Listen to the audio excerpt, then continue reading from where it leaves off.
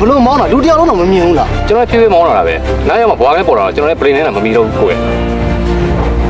ဒါပေမဲ့အရှင်တော့တိတ်မပြင်းပါဘူး ခင်ဗျာစင်ရပေးမနေတာပေါ့နည်းနည်းတော့ကြည့်လိုက် ဟာကိုမလုပ်တော့ဘူးကို ဟာဟုတ်အဲ့လိုလုပ်လို့မရဘူးခင်ဗျာစင်ကိုပို့မဖြစ်အောင်ခင်ဗျားကနေတခါစင်ကိုပို့လိုက်ခင်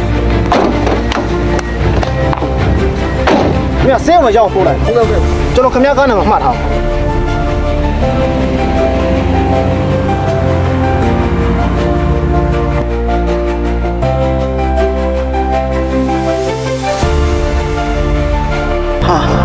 ထားရစောက်လေးပါလားခုနမင်းကလေးချချက်ခဲ့တာပဲဖြစ်မယ်ငါဘယ်လိုပြန်ပေးရမလဲထူအောင်ယူဆောင်ညနေကြမှာပဲဈေးကိုစုံစမ်းတော့ပေးလိုက်မယ်စောစီအနေထားရုံနဲ့မလို့မရစိတ်မကောင်းလိုက်တော့ပါတော့ဆက်မပြေတော့အိမ်ပြန်လာမှကောင်းတယ်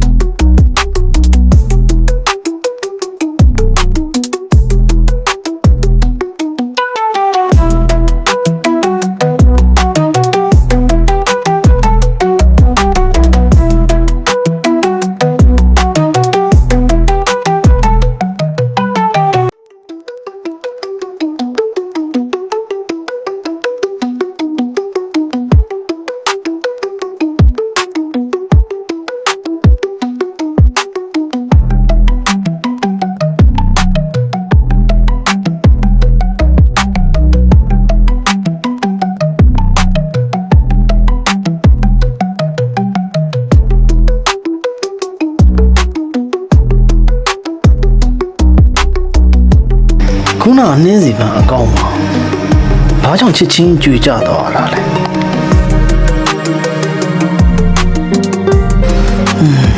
ဘိုးကြိုက်တာနဲ့တူတယ်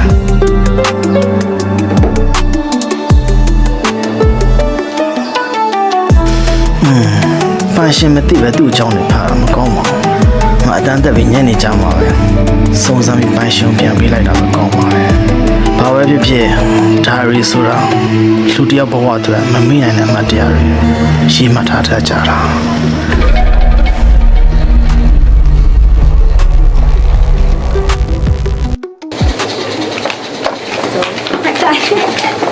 အေးဘာသာတော့အောင်းကြီးဖို့အောင်းကြီးလားဒီလုံးမှာအောင်းကြီးဖြစ်ရတော့ငါသိပါတယ်ကွာမင်းကကောင်ပါလေချွတ်ချွတ်လာလာမြင်လိုက်ရိုက်လိုက်ပြီးတော့အောင်းတယ်လို့မင်းကိုအောင်းလို့ခေါ်တာသိလား ဩမင်းဒီလိုလား ဟုတ်တယ် မင်းလည်းစီပူပဲရ ဟဲ့ဘာစီဘူးလဲမင်းကြီးတော့စီဘူးလားကွာငါတော့ပဲစီသူကွာမင်းမတင်ချင်းမထားလား စီတော့ပေါက်ရှာပြီးတော့ပူညာလို့တော့မင်းစီလို့ခေါ်တာဟော တော်လိုက်တဲ့ငါတကယ်ချင်းတွေကွာဟဲ့ဟုတ်လေ ဘာမှလည်းမစားဘူးအဲ့ဒါဒီနေ့တော့မစားတော့မနေ့ကမှအေးလေးစားဒီငါသွားတယ်ခုရှိ ဟေ့ဘယ်နဲ့မှာ ထွေးလို့မရှိပါဘူးကွာငါဆေးရုံမှာသွားစုံစမ်းလို့ပစ္စည်းလေးတော့ပို့မယ်ဘယ်လိုလိုက်မလဲ ဆေးရုံတော့လုံးဝမလိုက်ဘူးကွာ KTV လေးမှာဆက်လေးဆိုမင်းတော်သေးတယ် ဟုတ်သားပဲကွာမင်းရလေ ဒီတော့နှခေါ်ရတယ်နော်အားနဲ့တာဘူးကြဘူးပဲစမ်းနော်မလို့မလိုက်ချင်တဲ့ငါသွားဟုတ်ပြီလား တော်မင်းတယောက်တည်းဆေးရုံသွားဟဲ့ငါတို့ဖိုက်စာပြီးတော့စမယ် သွားမယ်ရကြွရကြွ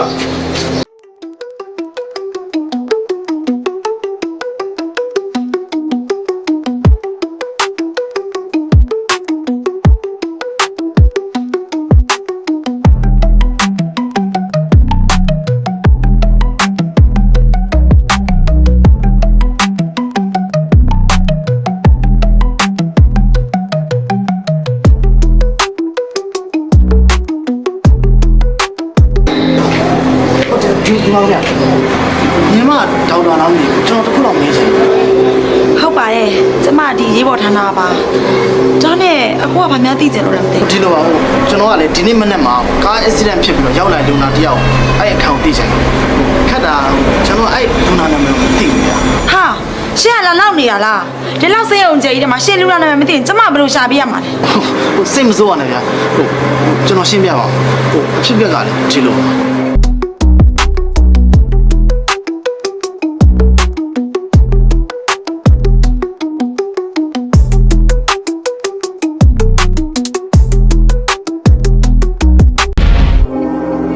အော်ဒီလိုလားအဲ့ဒါဆိုလို့ရှိရင်ရှင်အချိန်တော့မမိမှာပေါ့ ဟိုဒီနေ့မနက်9နာရီလောက်တော့ရှိမယ်ဗျာအသက်ကတော့20ဝန်းကျင်လောက်ရှိမလားမသိဘူး ကောင်းပြီလေအဲ့ဒါဆိုလို့ရှိရင်ရှင်ဒီအားဆောင်ကျမစင်းရဲစာကိုတွက်ကြည့်ပြီမယ်နော် ဟုတ်ကဲ့ဒီ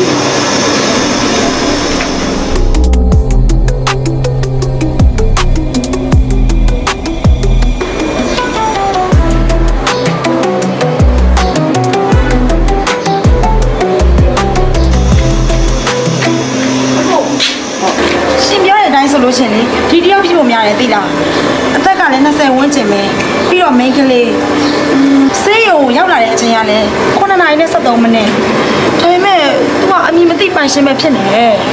ဟုတ်တယ်အဲ့တယောက်ဖြစ်နိုင်တယ်ဒီလိုလေးဟိုကျွန်တော်ကလည်းသူကြားကြံခဲ့တယ်ဒီစာအုပ်လေးကိုကျွန်တော်လာပေးတာဟိုသူနေတဲ့အခါကိုဇမပြောပြလို့ရလား စိတ်ကောင်းပါလို့ရှင် ဗျာဘာဖြစ်လို့ဟိုလူနာတော့တွေ့လို့မရလို့လားဟိုဒါဆိုလည်းဒီစာအုပ်လေးဆမ်းမပေးပေးလေ အော်ရှင်ပြောတဲ့ကောင်မလေးကလေဒီဆေးရုံကိုစရောက်ကြတဲ့အသက်ပါမလာဘူး ဗျာ အဲ့ဒါကြောင့်မို့ကျမတို့ကပိုင်ရှင်မဲ့အနေနဲ့စီးရင်သွင်းထားတာပါ ဒါဆိုဒီစာအုပ်ကိုကျွန်တော်ဘယ်လိုအောင် ။အော်ရှင်ရဲ့သူ့ပိုင်ရှင်မှမရှိတော့ရှင်ကပိုင်ရှင်ဖြစ်သွားပြီ။ရှင်လုံးချင်တယ်လို့လုပ်တော့လေ။ကဲကျမလည်းလှုပ်ရှိတယ်ကျမကိုခွင့်ပြုပါအောင်နော်။သွားလာအောင်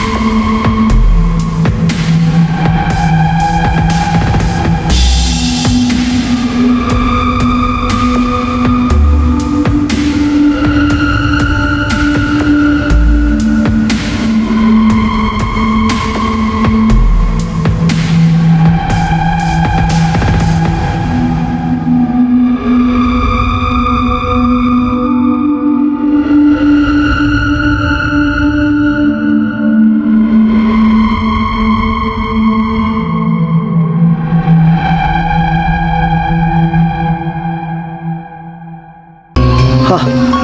ဘာမှလည်းမရှိထားပါလားဟောငါမှတော့အရေးကြီးတာနဲ့ရေးထားသလားဆိုပြီးအသေးအံစုံစမ်းပြီးပန်ရှင်ပြန်ပြီးစူးစမ်းလိုက်တာခုတော့ကွာ